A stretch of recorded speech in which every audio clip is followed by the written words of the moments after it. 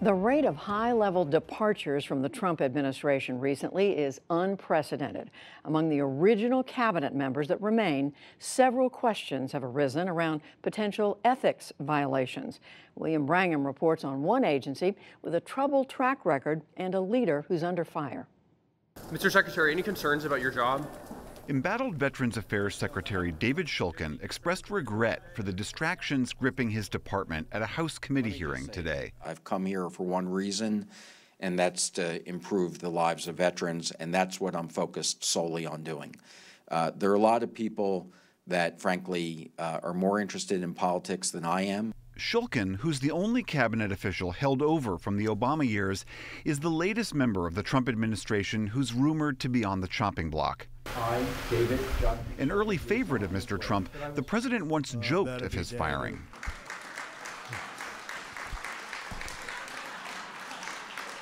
We'll never have to use those words. But in the Oval Office today, the president said rumors of a staff shakeup were wrong. There'll always be change, but very little. It was a very false story. Still, the physician and former hospital executive standing is taking hits on multiple fronts. The first fissure came in February after an internal probe found the secretary improperly accepted tickets to the Wimbledon tennis match and used taxpayer funds for his wife's travel. Shulkin repaid the government for both, but began saying publicly that politically appointed members from the White House were trying to force him out over personality and policy reasons. The policy differences hinge on a struggle over how much to privatize the Veterans Affairs healthcare system, a move some conservatives have backed for a long time. On the campaign trail, then-candidate Trump vowed to modernize the VA and said veterans should be able to go to private doctors if needed. Veterans should be guaranteed the right to choose their doctor in clinics, whether at a VA facility or at a private medical center. In 2016, Fox News contributor Pete Hegseth, who used to run a veterans group backed by the conservative billionaire Koch brothers, agreed with this idea. That's the type of system the VA should have. Go to the VA if you want to, or go to a private provider. Media reports have said the president is considering Hegseth, along with current Energy Secretary Rick Perry, as possible candidates to replace Shulkin. Back in the hearing today, Shulkin pushed back against the wider privatization of his agency and said the president agreed with him. I've been clear that I think this would be the wrong decision for our country's veterans to privatize VA. I've also been clear that I think that VA can't do this alone. The president is very, very committed to improving services for veterans. There is no pressure to privatize. This debate takes place as the VA continues to deal with ongoing scandals about how it delivers care. Last week, an Inspector General report blamed failures in leadership during the Obama administration for wasteful spending and dirty conditions in one Washington, D.C. veterans medical center. At the time, Shulkin was the VA's undersecretary. The secretary said today that was a systemic breakdown and he vowed to improve. It was a failure at every level of our organization. It should have never gotten to that point. Still, amid the controversies, Shulkin says he has no intentions of stepping down. So let's take a closer look at what's ahead for Secretary Shulkin and the VA with Lisa Ryan. She's been covering this story for the Washington Post. Welcome. Thank you. So you reported this afternoon that President Trump is in fact leaning on firing Secretary Shulkin and possibly replacing him with Peter Hegseth. Why is the president soured on Shulkin so much? So, as we know, he has talked about shaking up his cabinet, which started with the firing this week of Secretary of State Rex Tillerson. And the president has always actually liked Secretary Shulkin. They're both New Yorkers, say what they mean, brash. Shulkin is a doctor, very well respected, former hospital executive.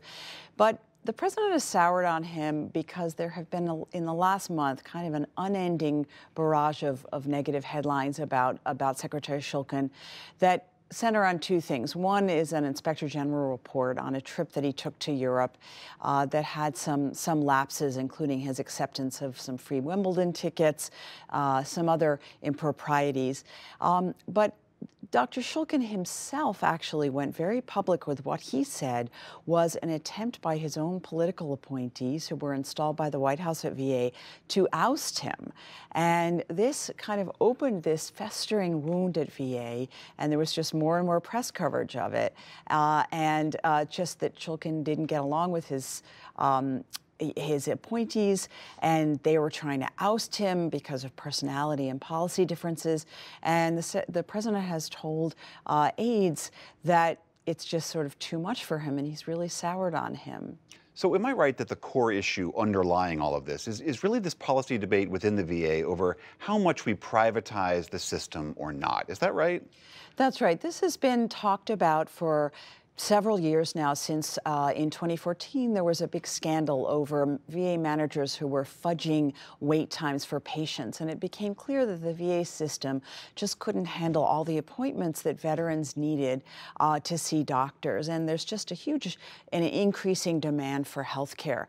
So under Obama, President Obama, Congress passed a ginormous multi-billion-dollar bill to give some veterans the option, but with restrictions, to see doctors, private doctors in the community. But the Trump administration has come in, and conservatives generally favor more private care.